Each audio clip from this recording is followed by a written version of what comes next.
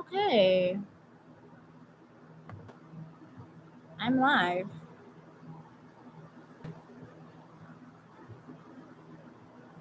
Oh, this is so weird. Okay, hold on. Presentation. Okay. I don't know what they can see.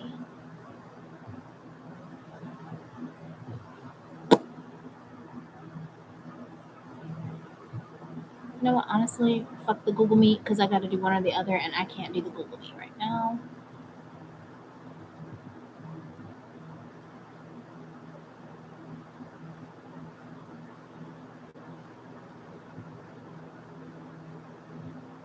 Okay. All right, y'all. So we are super duper late getting started. I don't know what y'all can and can't see. Let's see. Capture moments as they happen. I'm not gonna be able to do that.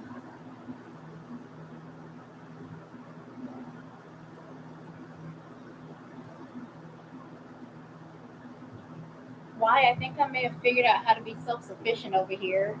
Possibly. I figured out the remote thing, how to do the remote thing from my phone.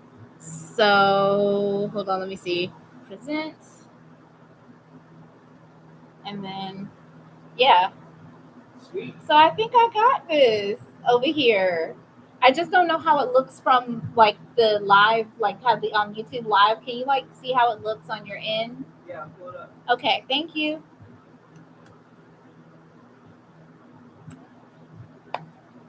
All right, you guys. So we're here. We're queer.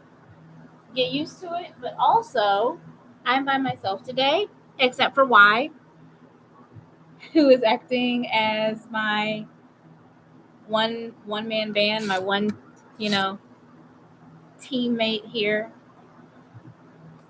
My usual moderator is not here to man the ridiculousness of what happens occasionally on these streams. So, you know, and hopefully the quality isn't too bad. How's the quality look? Okay.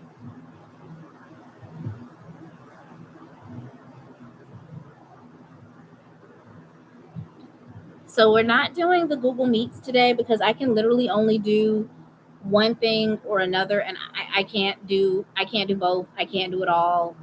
I just simply cannot. And without like Mickey to help moderate this, and then without Kendall, I can't do this right now. Like all of it. So we're just going to moderation activity.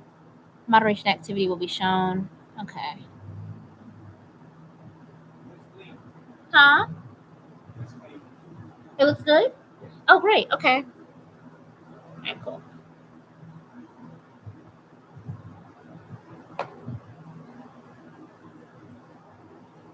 Yeah, without Mickey and without my other mods or whatever, I can only do but so much. So we're just going to stream on YouTube today. Remember, on the back end, the entire thing will be actually clean and cut, and all you guys will see is the presentation and a talking head of me. But yeah, so this is the final part of the presentation of 200 years of Black entertainment, and we're very clearly not done because we're literally just getting into the war years. I realized as I was making the slides, there is entirely too much between the Depression and World War II that I'm just simply it. I they're not. It's not. We gonna need like 5 more classes, so I'm gonna see if I can get like 5 more of these set up. Um, I'm gonna see if I can get like 5 more of these set up because we're gonna be here for a minute and it's not done. So sorry. What did Kendall say? I was ambitious, but was I supposed to be scared? And so I did what I could with my ambition. um, but yeah. So let's do a recap of where we were, and then we'll jump back to where we stopped. Am I still looking good on the stream line? Can you still see me? Yeah, if you want me to move this paper, it's a little busy. Okie dokie.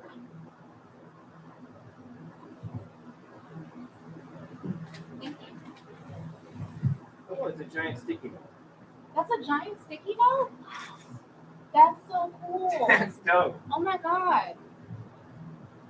Ruma has such cool things. Y'all make sure you support Ruma if you're in the Raleigh, Cary, Durham area because Ruma is an amazing place. All right, well, we're just going to go through really quickly and do an overview of everything that we've discussed in the last three classes up until this point. So, we talked about how the griot is the cornerstone of Black entertainers. This is the founding father of the Black entertainer. The griot is traced back to 13th century Malian Empire, but many African cultures, especially those that have oral languages only, have griots. Griots were human archivists, they were historians, they were orators, they were storytellers, and in some cases, they were political advisors and diplomats. The griot would record the history of the tribe. He would recall it by memory and recite it to the youth and also to other tribal members, which is what made him so important in the community. Griots fell out of favor and in terms of a political sense. However, they are still entertainers to this day. And there are many different types of griots that exist in Black American culture now, such as pastors, thought leaders, political activists, and even rappers. So we got into the Middle Passage and how during the Middle Passage, when the Africans were dying on the disgusting, abhorrent slave ships, the European ship doctors diagnosed them with having essentially broken hearts. But they were like, oh, we're diagnosing them with nostalgic melancholy because they're sad about not being in Africa. And the cure that they prescribed was something called dancing the slave.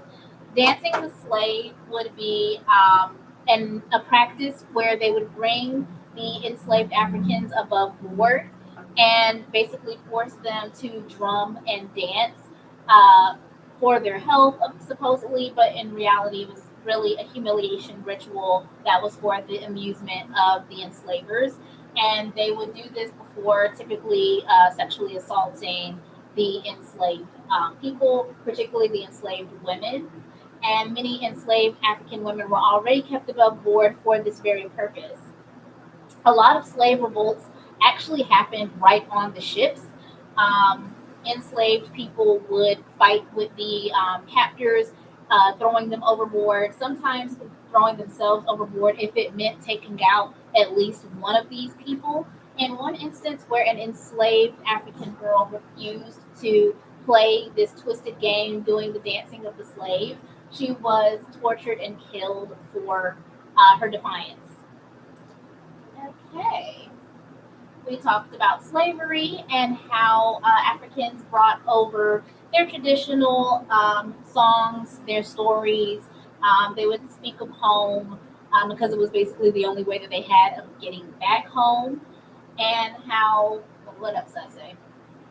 Oh, yeah, oral traditions were even more important now that they were in this foreign land surrounded by people who spoke a language that they could not understand. Every so often, the enslavers would notice that there was a particular community member, usually a man, who was charismatic or respected or well spoken, and those men would be chosen to become the plantation pastors because you really think they were going to have a woman acting as an authority figure? Now, look, let's not go crazy. So they would enlist these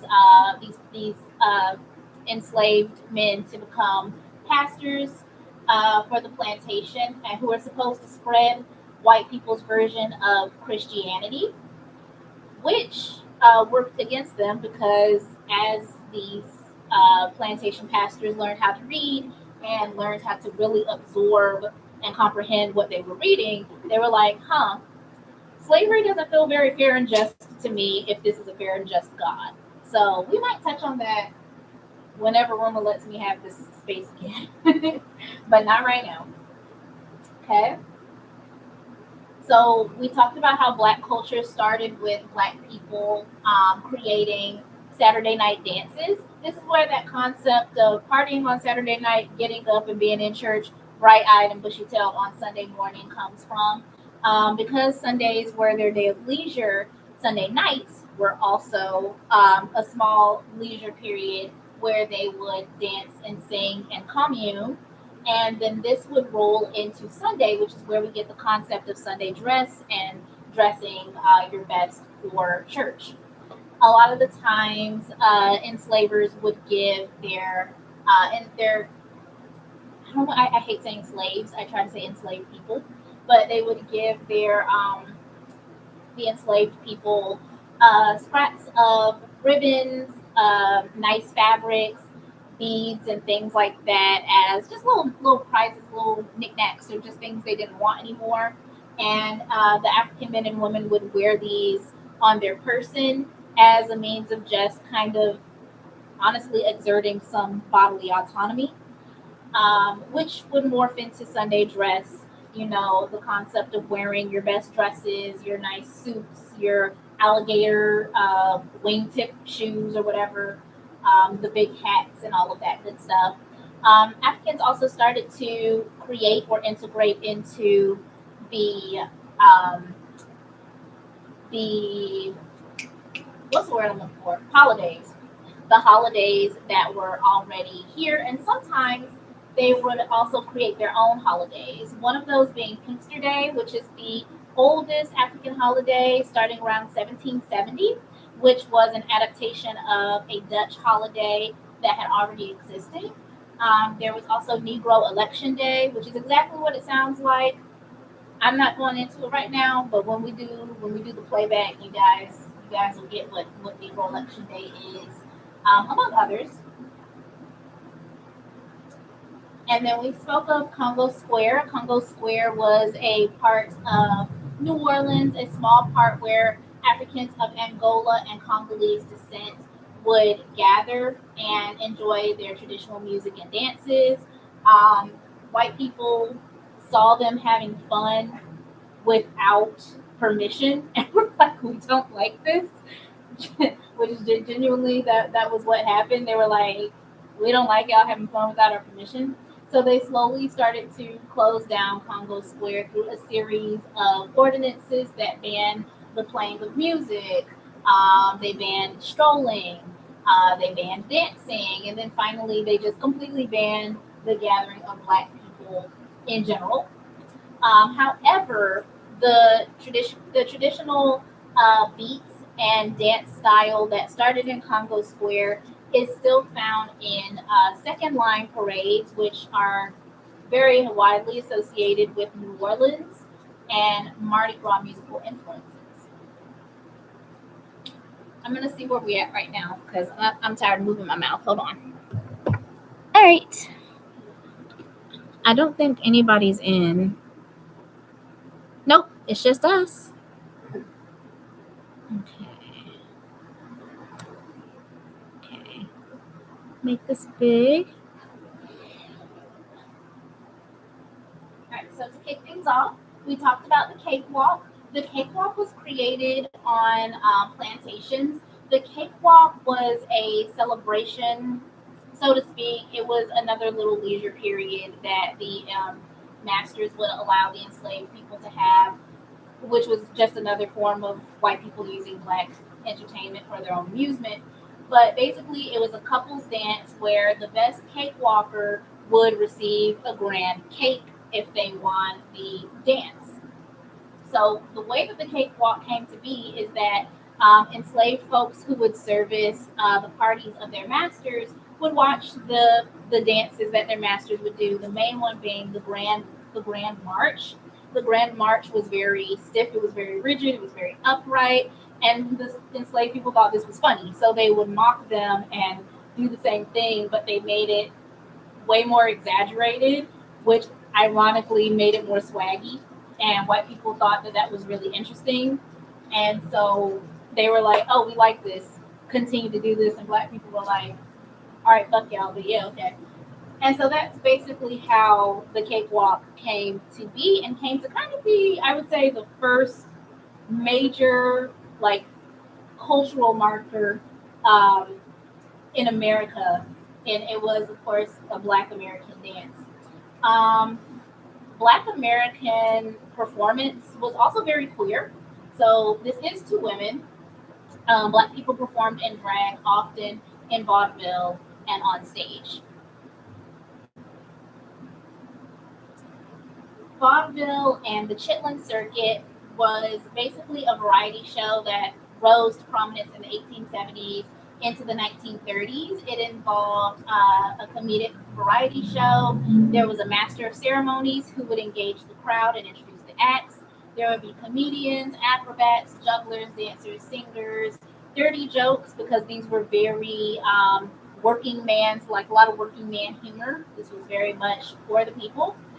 There would be strippers, and of course, the cakewalk was an act in and of itself. The Chitlin Circuit, however, was, oh, did I delete that slide? I'm gonna have to bring that back. Okay, well, Chitlin Circuit was specific to Black people. I'm gonna see what happened to that slide because this is not supposed to be the next slide. And this is the King of Ragtime. So this is the man that created the song that you associate with silent films and rubber hose cartoons. We're not going to go completely into him, but this is Scott Joplin. And when you think of the 1890s to like the 1910s, this is the man whose music you're going to likely think of or hear. Oh, there's the Chitlin Circuit. It got out of order. Chitlin Circuit was a term coined for booking Black Americans in Black theaters in towns because it was hard for Black Americans to get booked with white circuits. And when they did, they were severely mistreated. They were forced to work longer hours. Sometimes they were underpaid or unpaid. Their shows would be canceled without warning or compensation. Oftentimes, they were exploited, and of course, they faced abuse and sexual assault.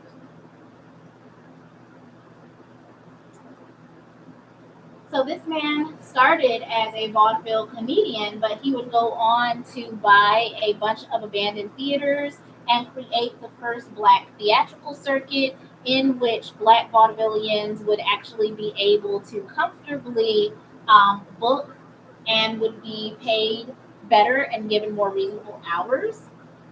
He would also organize something called the Colored Actors Union because, yes, Black actors had to unionize. I recommend everybody unionizing, actually, but that's just me. Neither here nor there. That's something we talk about. That's a different class. So these are some of our first Black superstars. The man on the bottom is Burt Williams. The man on top is George Walker. And they were a comedic duo of Black vaudeville, with Burt starring in the first silent film back in 1914, which went unfinished until being recently rediscovered and restored by the Museum of Modern Art. Burt being a light-skinned man, I love how I'm talking into this like it's a microphone. Just realized I'm doing that. Burt, being a light-skinned man, would often play the fool in the comedy skits that they would do, which was usually a role reserved for the dark-skinned or the darker-skinned individual because of racism and, by extension, colorism. Um, he would do this so that his dark-skinned counterparts would not have to. And Booker T. Washington said of Burt Williams that he had done a lot more for the race than Booker T himself had done. Throw something new in here because there's like a lot of things I wasn't able to go over. But one of the ways that Black performers protected themselves, Black female performers in particular, protected themselves during this time was with something called the sewing circles. Now, sewing circles officially was in Hollywood, but Black women had their own version on stage and in the Chitlin Circuit, and it was full of homoerotic friendships or homoerotic relationships.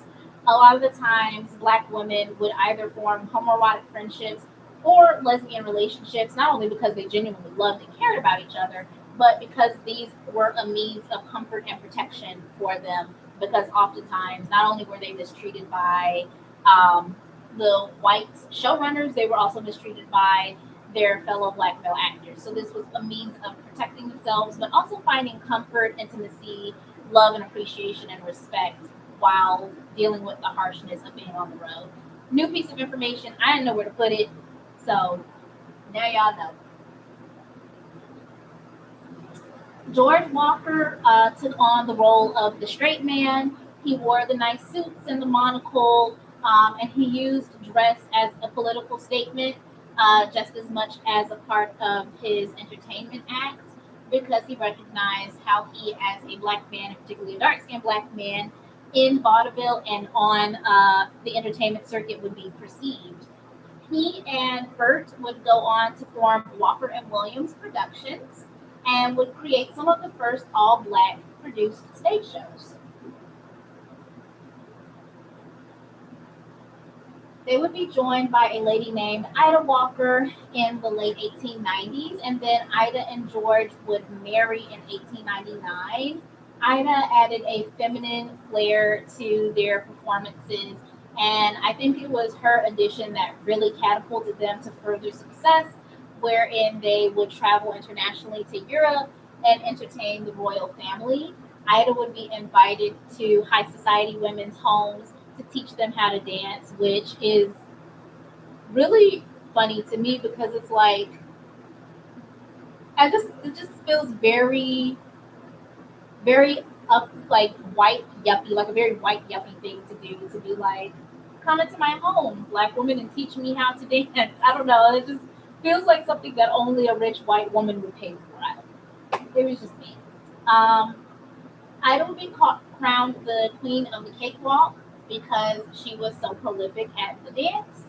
And she would even take on her husband George's roles after he died, his very early, very untimely death in 1911. She also would do several fundraising performances for Black children's orphanages and children's dance companies until her very early death in 1921. Okay.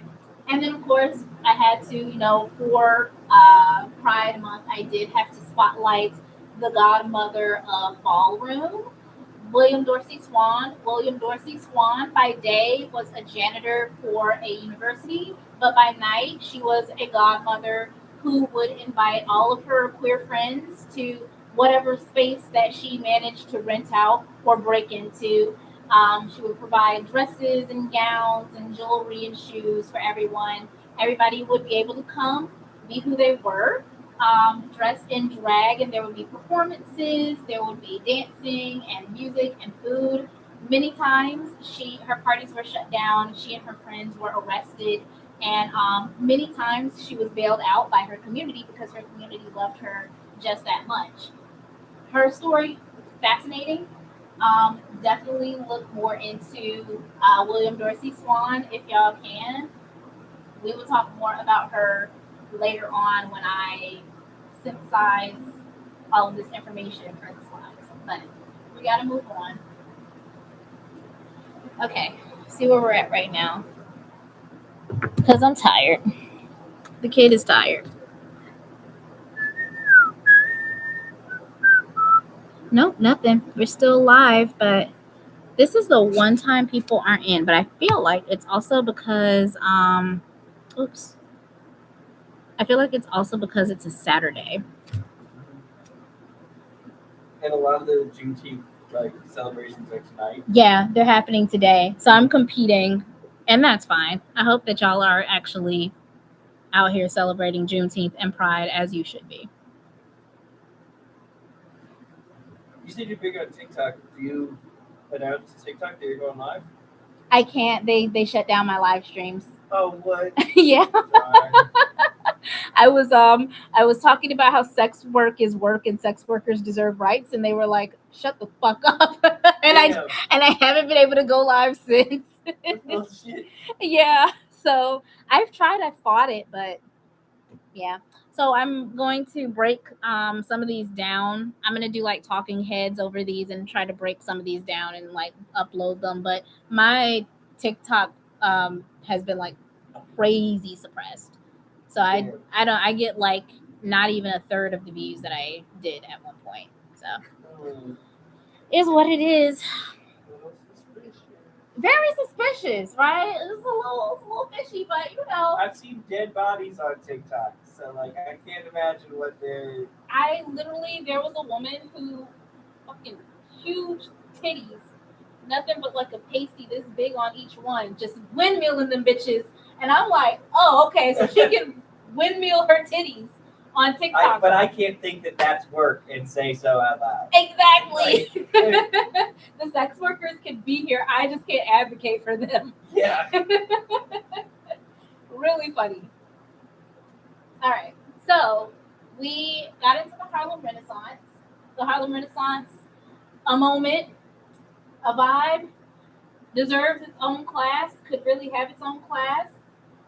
But we only had 4 days to work with that room had gave me. So the Harlem Renaissance started with the influx of black people who were migrating from the south to the north, looking for greater opportunities, but also looking to escape racist persecution and violence. They were free blacks. Sometimes they were blacks who had experienced slavery and emancipation or Reconstruction.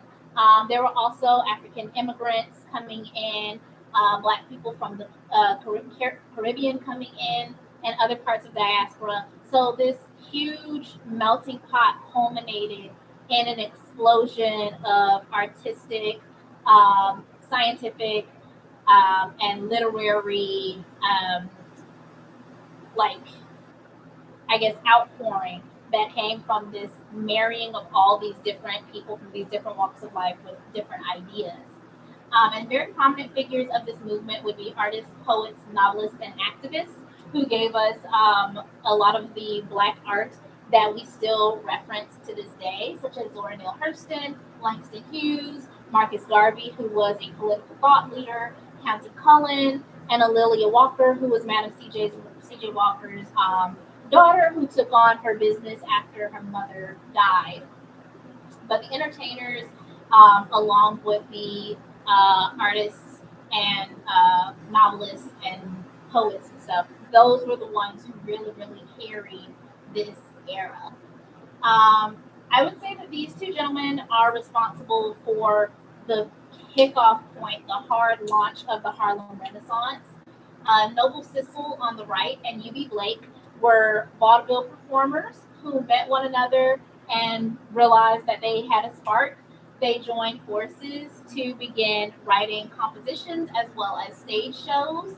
And they decided that they wanted to write a stage show for Broadway, which they would do, and they would get a spot on Broadway on May 23rd, 1921, which would open as a smash success, always sold out shows, and would become the first hit on Broadway, written, produced, and performed by an all black cast. This would not only usher in the Harlem Renaissance, but the musical craze that would sweep the nation uh, after blues already kind of, did her little thing, did her big one, which would be jazz. So, out of the Harlem Renaissance, we get Paul Robeson, who was a star athlete in college. He would go on to become a singer, actor, activist, and a political thought leader in his own right. Adelaide Hall, who would become the dancer to have in your stage productions. She was a dancer, actress. She would become a radio and TV personality once radio and television really, really rose to prominence. And she would take a young Lena Horne under her wing. And then, of course, Florence Mills, who I think is the spiritual successor to Ada Overton Walker. Uh, Florence would be crowned Queen of Happiness, and she would tour internationally all throughout Europe. She was even offered by Florence Ziegfeld to star in the Ziegfeld Follies, which we didn't talk about, but the Ziegfeld Follies was the show to be on Broadway. It was a really, really big deal for her to be offered that opportunity, and she turned it down so that she could start her own all black review because, period, as you should. And then Josephine Baker, who would become, I would say, like the flapper, the flapper of the 1920s. Like, okay, Louise Brooks, like she's cute. We got Claire she's cute. She's that girl or whatever. But like, none of them are this bitch right here. Um, Josephine Baker was a orphan. Well, she had a mom. She had a mom. Her mother was a teen mom who was a washerwoman to a white family. And while her parentage is really shady, especially around her father, because her father was never really known, it is very highly believed that Josephine was the daughter of the German father the German man that her mother worked for as a teenager. Reason being that she was born in a all white private hospital. Who the fuck was paying for that? You know what I mean? Um, that being said, she and her mother had an extremely contentious relationship. Oftentimes, Josephine was sent out into the world by her mother to work and earn money for the family, and a lot of the time she would run away and just stay away. So she kind of grew up semi homeless, performing on the streets, and eventually she would join up with Shuffle Along, and she would become a quick fan favorite. A lot of the times she was denied for the main part because, surprise, surprise, they were colorists. So Josephine, her, this woman now, this woman considered too dark, considered too dark skinned. Bitch, I don't know what I would have done. I could not have survived the 1920s. Um, but yes, she was denied the main role, the lead role, for her skin tone because she was a teenager still and because she was considered too skinny. But when the main star of the show dropped out, Josephine immediately offered herself to take on the lead role. And it was a great thing that she did because she became the highest paid chorus girl in vaudeville at that time. Eventually, she would be offered by the Folie Bergère in France to immigrate to Europe, where she would perform in many Parisian stage shows and become arguably the first black female international superstar. So in Paris, Josephine rubbed shoulders with many other black expatriates. She had a very scandalous public lifestyle. She Her image was sold and immortalized in dolls that were made in her likeness. She had a skincare line. She had a hair care line. Women were tanning their skin and slicking their hair just so that they could get her look. And overseas in America, she was very, very widely hated to the point where when she came back to perform her show that had been extremely successful in France, um, the press just absolutely ripped her apart, broke that girl's heart, and she decided that she would never come back to perform to America. Thankfully, she did, but we missed out on her, and France got her. So another one for France. She would not be the only jazz figure that would face persecution. And oftentimes, Josephine would dance fully nude, which would feed into white America's very weird obsession with the black female body, but also the fear and disdain of the black female body as well, especially the black female body untamed and untethered. So, back to jazz, which is the genre, the soundtrack of the 20s and 30s. We have Duke Ellington, known for his sharp suits and his infectious smile. He would be the band leader for the Cotton Club, which was the biggest club in Harlem at the time. Black people weren't allowed there unless they were performing or serving. Go figure, but it's neither here nor there. Louis Armstrong, uh, big time trumpeter, growling vocals. And then, of course, Count Basie, who I think we definitely underestimate how big he was, but was on the same like level as Duke and Louis. And then, of course,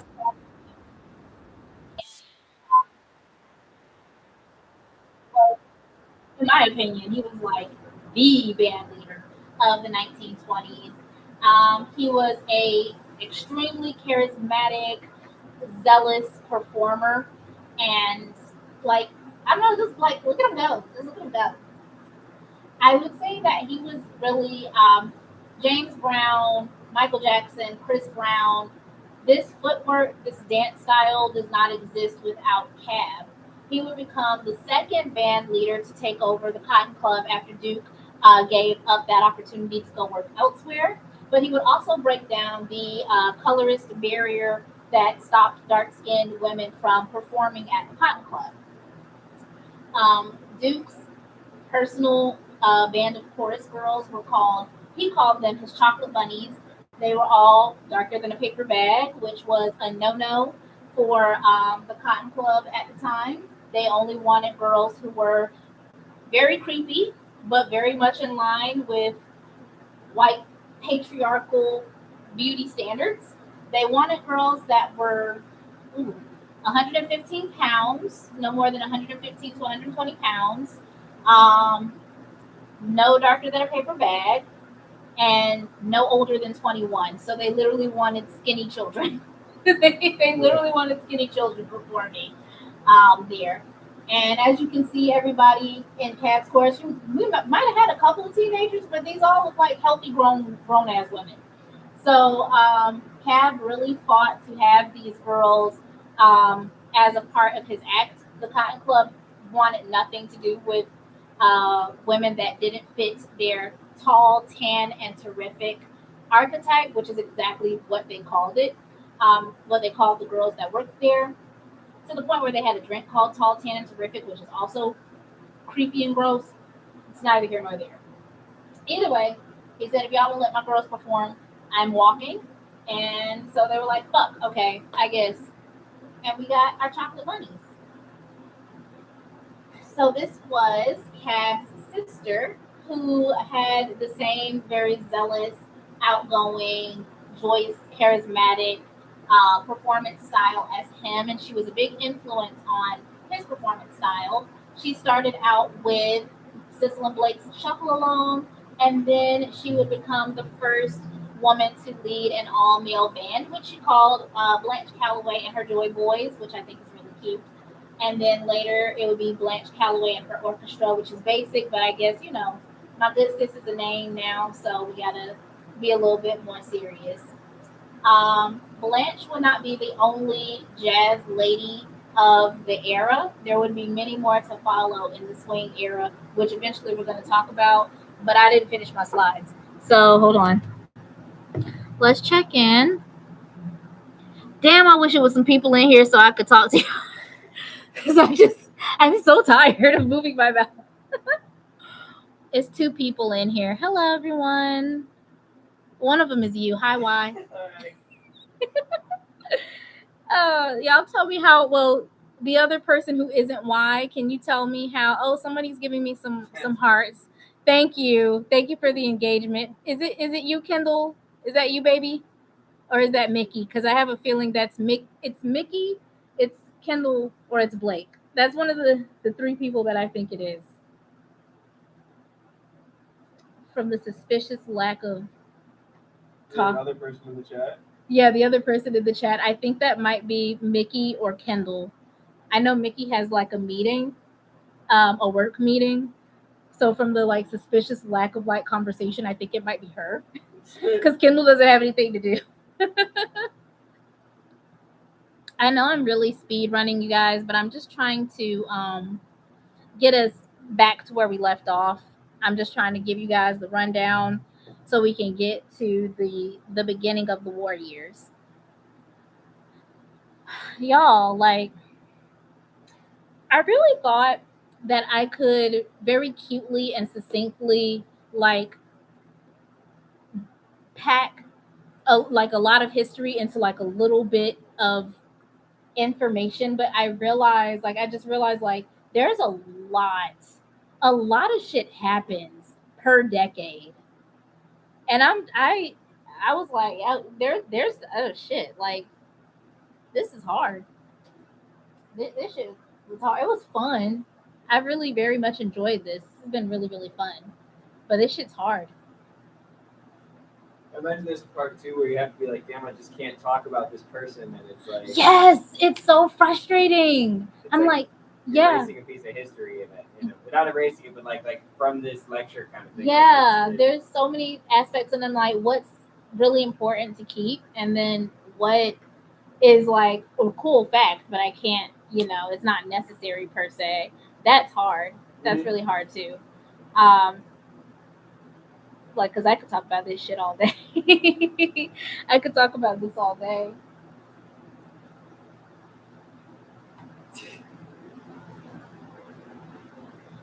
Oh, it's 4 people in here now. Hi. I don't know what to say, y'all. I'm very tired. I just got off work and I had to jump right into doing this. Say hello in the chat. Let me know how you're enjoying the presentation. All right, let's jump back into it. Okay. Alrighty. Okay. So, people were pissed about jazz. Well, some people love jazz, some people hate jazz, much like rap, much like hip hop. Some people were mad about jazz, and that was a phrase that was coined, mad about jazz, to basically mean folks that couldn't get enough of jazz. But then there were people who genuinely couldn't stand jazz. It harkened back to this idea of the untamed black body experiencing something other than pain or labor. If a black body was not doing labor or performing for the white gaze, then it was considered dangerous. And we spoke about that in the last class. Um, I ate with this, so I'm gonna say it again. Black passion that wasn't tethered to white amusement caused a moral panic amongst conservative groups, religious zealots, and racist bigots. That being said, because jazz was associated with gin joints and speakeasies during Prohibition, which was also alcohol and drug use was also very much associated with immoral behavior. It fueled the idea that racists and bigots had that jazz and therefore black people encouraged illegal and immoral behavior such as drug use, violence, gambling, and interracial sex, which, oh my God, we all know there was no interracial sex going on before jazz, right? However, overseas was a completely different story. There were a lot of black expatriates that went to France, a lot of black artists and entertainers who went over to France because, one, they were treated better, there were more opportunities, there was better equality, etc.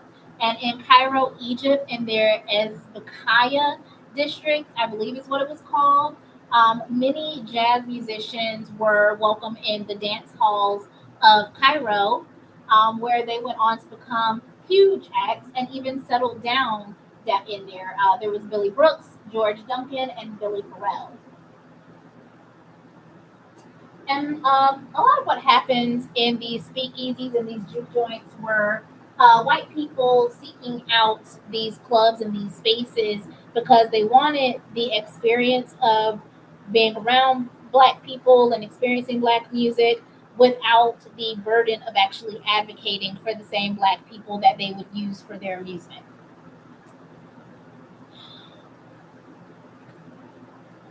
So, this film is from a 1930 feature length film called Hellbound Train.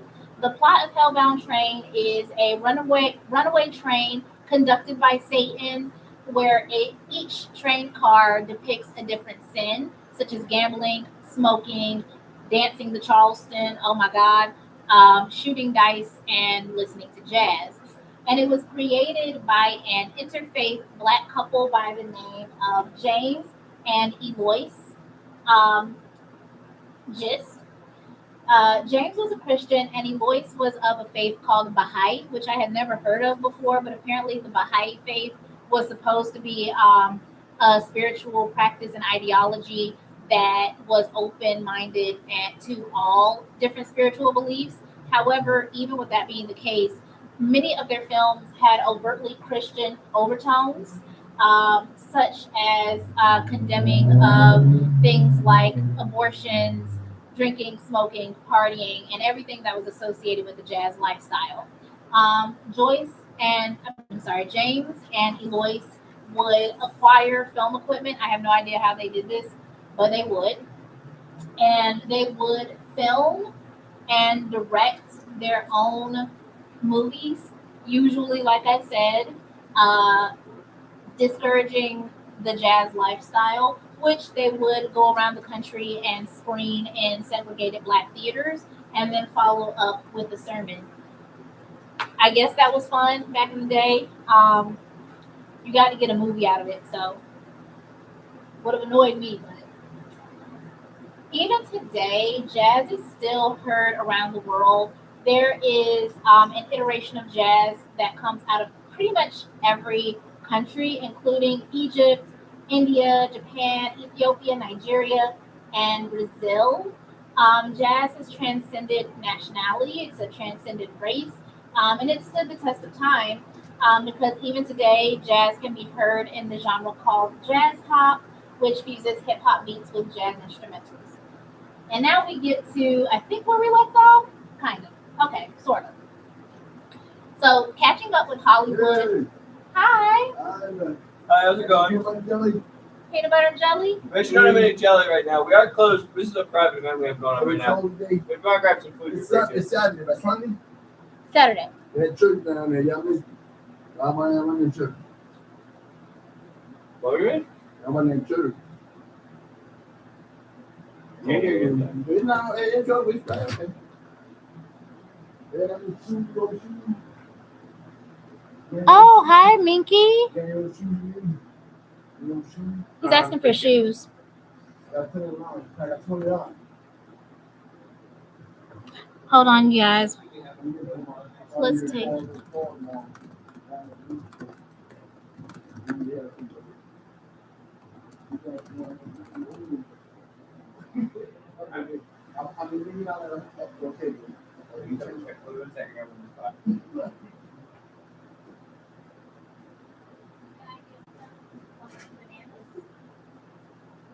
No, I don't think we got any food right now, but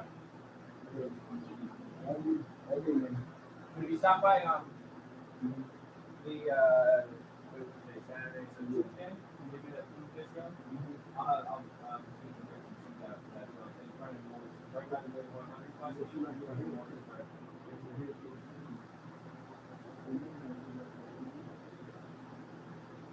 Okay. We're back. So this is a mutual aid hub. Every so often, people come in off the street that need help, and so we do what we can to try to help them here, or at least Aruma does. So had to take a little brief break. Pardon that. Huh? Pardon that. I thought the door was locked. It's okay.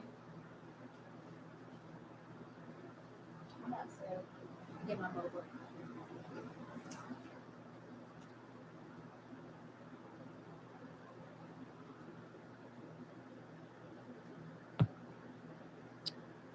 I like how chill this one is.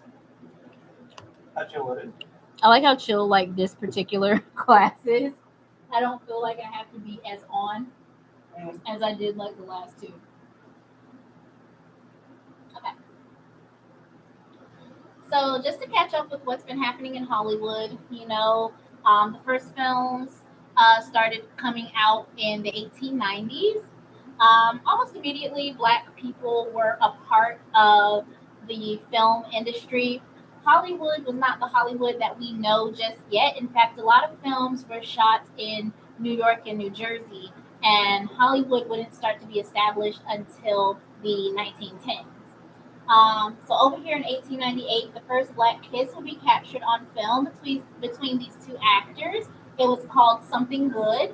And then over here, you'll see that this is one of the first Black films to star an all-Black cast, written by Alice Guy Blaché, who was a white French woman. This film in particular, I've been watching Sex and the City, don't mind. This film in particular, lots of colorism, lots of featureism, very anti-Black imagery in a sense. So while it was progressive, it was also kind of not at the same time.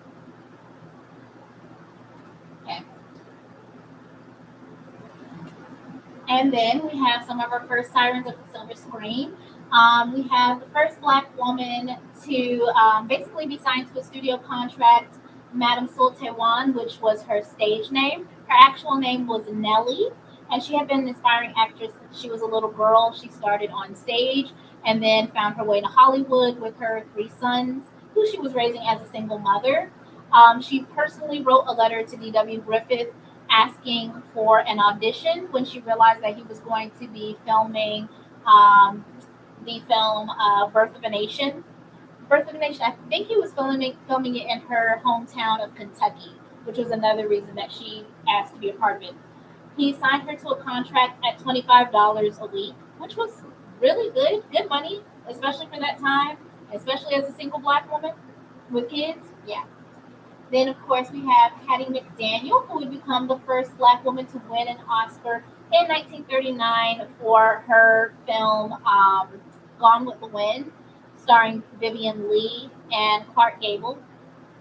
And then finally, we have this very beautiful North Carolina native named Francine Everett, who will become basically known as the poor man's Dorothy Dandridge. She was dubbed the most beautiful woman in Harlem, and she starred in many iconic race films. And hopefully, we can talk about her more as we go on. She's a really interesting person. She starred in some interesting films. We'll get to it.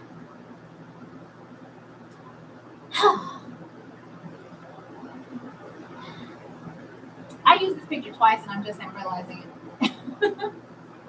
This is Oscar Michelle.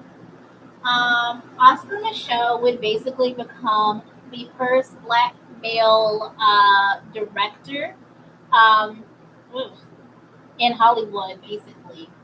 So in 1904, he ended up acquiring 160 acres of farmland in South Dakota in a land lottery, which was where, after the government stole a bunch of land from indigenous people, they were trying to offer people the opportunity to help them essentially colonize it. Um, but for black people who had been born many into slavery or poverty, who didn't have much, this was an opportunity for them to own something, have something of their own, which is unfortunate that it had to be at the expense of anyone, but another that's a different class. Different class. We'll talk about it. Um, However, he was able to acquire his farmland. He worked the land himself, and he became something of a sort of a town attraction, like a town oddity. He was the only black man for miles, pretty much, in South Dakota, and uh, the people around him were fascinated by him. He documented his journey in a novel that he named The Conquest, the story of a Negro pioneer, and he would begin selling it himself around town. Because people were extremely fascinated by him, they were fascinated by his story. Many people bought his novel and began reading it. Separately, on his downtime, he would go to segregated theaters to watch films. And one of these segregated theaters was owned by a black male postal worker by the name of Noble Johnson. Being a postal worker, even back then, paid very well. It was good money. So Noble Johnson had sort of the additional income and connections to film black and race films in these black theaters. He also had connections to one of the first black Hollywood stars over there who actually had made the transition from he made the transition from silent to talkies. Um, Noble picked up, look, y'all, my brain, it's time for me to go fucking sleep. Noble picked up one of Oscar's books and was actually really interested in it and thought that it could be adapted. So he reached out to his connections in Hollywood and got Oscar a meeting with the Lincoln Motion Picture Company. So the Lincoln Motion Picture Company was the first black-owned production company in the United States, and Oscar would meet with them in 1918. They did offer him a deal to adapt his book. However, he would have to relinquish some of the creative control over to them, if not all of it, in order for them to make the adaptation, which he did not want to do, which understandable. This was a deeply personal story to him. It was his story. He refused to do that and figured, well, I've done all this by myself. I can make my own film as well. He began searching around Sioux Falls, Iowa for a space and ended up buying a space, which he would later establish Michaud Book and Film Company in. And by February of 1919, he was releasing his first feature length film based on his novel to black audiences. This was the first film to be directed and produced by a black man, and what I would say would basically kick off what would become Black Hollywood. This predates Tyler Perry over 80 years. So, get more into race films and what race films are. Race films were all black productions, which were typically made outside of which were typically made outside of the Hollywood studio system by independent production companies. These films would primarily consist of all black casts and crews, and there were quite a few made between the 1910s and the early 1950s, about 500. Not as many as there could be, but still a reasonable amount. However, because of a lack of preservation, only about 150 survived, but you can find them on Mary Baldwin University's Grafton database. Because black people were producing these films for a black audience, the concept that we call in the black community today black famous began to emerge. And we all know what black famous is. Black famous is those people who you know their talent, you know what they're capable of, and you know the films that are cult classics within the community. But typically in mainstream America or white America, they are relative unknowns or they're severely underestimated. Not only were race films produced, but a lot of the times black variety shows, vaudeville performances, and dance hall performances like the one that you see here were filmed and shown in theaters, which gave black audiences a way to kind of engage with a very familiar form of entertainment, much like how when you watch the BET Awards, the Soul Train Awards, the Gospel Music Awards, it's a form of entertainment that feels very much familiar to your culture. So Zora Neale Hurston with Their Eyes Were Watching God, which is an extremely womanist, extremely introspective, very black sapphic novel, basically marked the unofficial end of the Harlem Renaissance and is considered one of the last great works of the Harlem Renaissance. It was released in 1937, right as the Great Depression began to obliterate Harlem. 50% of Harlemites were unemployed, many were destitute, and because this whole movement dissolved, the Harlem Renaissance, she was a moment, but I feel like she could have been so much bigger, and it's very unfortunate because I feel like she could have given us so much more had she been given the tools to thrive. But it also shed light on the ways in which the government just did not have the capacity, nor did they have the desire to build safety nets for certain people, certain people, members of their constituency. Not that they cared about anybody, but black folks in particular, and indigenous folks. Neither here nor there. Out of the Harlem Renaissance, we get a lot of iconography and imagery that we still see to this day, such as Betty Boop, whose image was partially inspired by Baby Esther or Esther Williams, a jazz singer of that era, and Cab Calloway, flappers in general who were influenced by um, black women that they would interact with in the jazz clubs, and then, of course, jazz itself. So, we didn't talk about Seventh Heaven, but Seventh Avenue was called Seventh Heaven because it was the epicenter of black entertainment as well as gay nightlife. The most devastating loss was to this club culture of Harlem, which was found on 7th Avenue. Many, many gay clubs, jazz clubs, and speakeasies were found up and down 7th Avenue, which is how it got the name 7th Heaven. This was a hot spot for photographers and journalists as well, such as James Vandersea and Carl Van Vechten, who were prolific in documenting Black entertainment nightlife as well as Black urban life during the early 20th century. The press also used this hotspot to cover drag balls and the queer nightlife that really, really started popping off during the 20s and 30s. And this was a phase of history, a period of history called the pansy craze, wherein people were extremely, extremely interested about in the lifestyle of LGBTQ individuals. So not just in Black America, but white America, and mostly in cities such as Chicago, Detroit, Harlem, places like that, LA, places like this where there were thriving nightlives and a lot of gay people would flock. The press was extremely interested in the inner world of LGBTQIA individuals. So not only did this period of time and this moment and this brief moment, all too brief moment in journalism seep into Hollywood, which was making a lot of queer films at this time, it also signaled to young queer people that there were places where they could be themselves.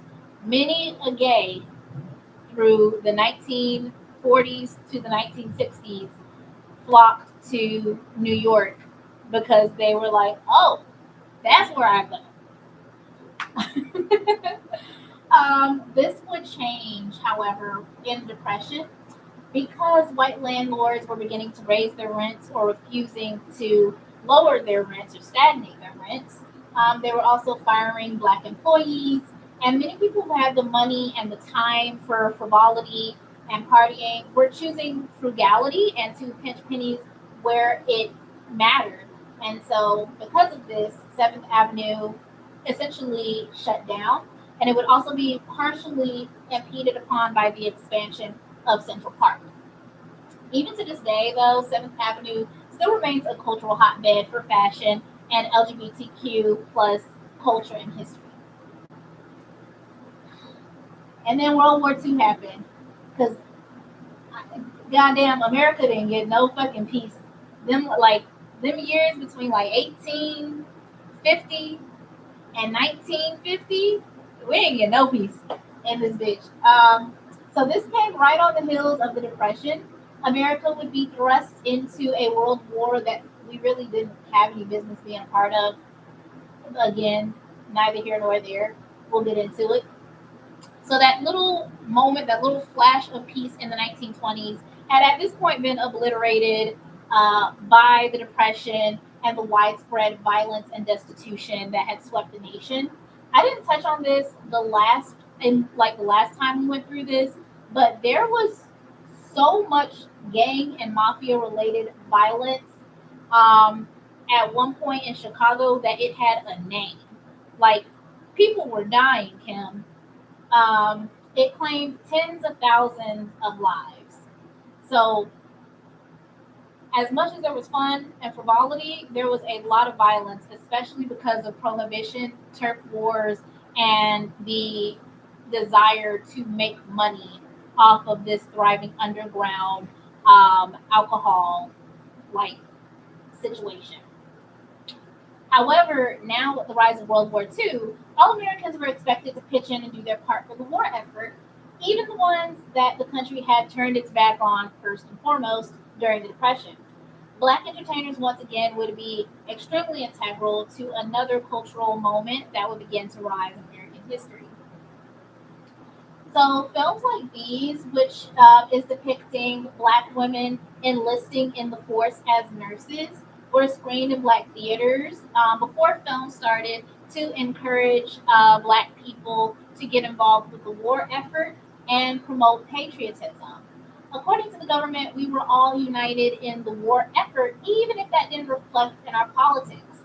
If you failed to be anything less than patriotic in the way that it was supposed to be, there were deadly consequences for particularly black and brown people, but also gay people of all flavors. And we'll talk about that. Not now, but we will. So Hollywood starts to get involved and help out. Resident Bad Bitch and ally Betty Davis, along with honestly, honestly, boyfriend material, boyfriend of the channel, John Garfield, would found the Stage Door Canteen. Many of these canteens and dance halls started to pop up, particularly around Los Angeles during the rise of World War II. It was a very novel and revolutionary undertaking due to the way that it was structured. So, celebrity volunteers would feed the uh, the soldiers, and then female celebrities would dance with the soldiers. They would brush shoulders with them, converse with them. Could you imagine any celebrity today having that close of access with any of us? Like it blows my mind the stuff that we were willing to do 70, 60, 80 plus years ago. Blows my mind. Shit would never fucking happen today. And on top of all of that, they were desegregated. At least this canteen was. Most other canteens were segregated. The stage door pushed hard for desegregation. Betty Davis particularly insisted that the stage door canteen remain unsegregated, or else she and the Hollywood volunteers would withdraw their support. And again, couldn't afford to lose that level of publicity. And so they complied. Black entertainers, however, were already ahead of Betty and her cohort. As much as we love Miss Davis around here, we were already on that kick because learning their lesson from the First World War, different communities and especially the government were like, hey, let's have somewhere for these boys to blow off steam before we send them all overseas to inevitably die. And so, with these dance halls and canteens popping up, many black entertainers came step to the forefront in order to entertain the troops. Singer Lena Horne refused to play for segregated audiences or German prisoner of war audiences, and because she was the biggest performer of the 1940s, I mean, fucking look at her. They did what the fuck she said. And then, of course, our girl my baby Josephine, not only would she refuse to play to segregated off audiences and would often have her wishes met, she would end up becoming a spy for the French resistance. Josephine had stake in this war as a French and American citizen, and she wanted to do everything she could to help. So the French resistance enlisted her to become a spy by smuggling hidden codes, intel, etc. in her sheet music. She would sew it into the lining of her skirts and tuck it into her bras. Oscar winner Hattie McDaniel would align with Betty Davis in order to help organize support and entertainment for Black troops and organize entertainment efforts. And I want to make it very clear when I was doing my research, and I could be so wrong, but the people who were pushing the hardest, from what I could see, for desegregation were Black femme entertainers. Not surprising. I could be wrong. Correct me if I'm wrong, but that's what I found out. I think we're down to like our last one. All right, so with these huge dance halls and these canteens, the music had to fill it up, right? So jazz evolved into something called big band. Big band was a very natural evolution for jazz, which was a lot more, it could either be very frenzied or very smooth. The difference between jazz and big band was that big band had a consistent, swinging, danceable melody all throughout that was particularly meant to be danced to. And because the jazz impresarios of the 20s and 30s were already used to conducting large ensembles of bands, they very quickly adapted to this style. Many of them performed for the troops, and many servicemen would form their own swing ensembles as well. And that's all I got for y'all because I wasn't able to make no more slides. So, Woo! yay! For the time being, y'all, we're done. We are done. Um, Ruma gave me 4 days, so that's all I got. I'm gonna ask Ruma for more days and hopefully actually be able to finish this. But I do hope that you guys enjoyed. 200 years of Black entertainment. We covered like what, 90, 80, if that. Yeah. We didn't cover too much. It's there. Oh, there's a lot. That being said, I really, really enjoyed doing this, and I really do appreciate you guys' first of all support for being here, but also showing up for me. Um, I couldn't do this without my audience, so I do really, really appreciate you guys. I hope that y'all come back for when we complete this, but this is an undertaking. It was an undertaking that I didn't realize it was going to be until I got into it. Um, see, let me see what all two of you are doing. I know what Y is doing. I think mine's closed out, so let's take it first. I guess. I think. Oh, hi. Okay. Well, you guys, that's all I got. I've been out of my house since 10 a.m. this morning. I'm going to go home, wash my hair. Am I gonna cook? No. Yeah. No, huh? I don't blame me. I got tacos at home. I'm not cooking at all. I feel like I have some leftovers. I'm gonna, you know what? Yeah, I might even go get my leftovers from work and just, cause fuck, I look like cooking tonight. Anyway, you guys, thank y'all so much for being here. Thank you guys for supporting, and until next time, bye. In country.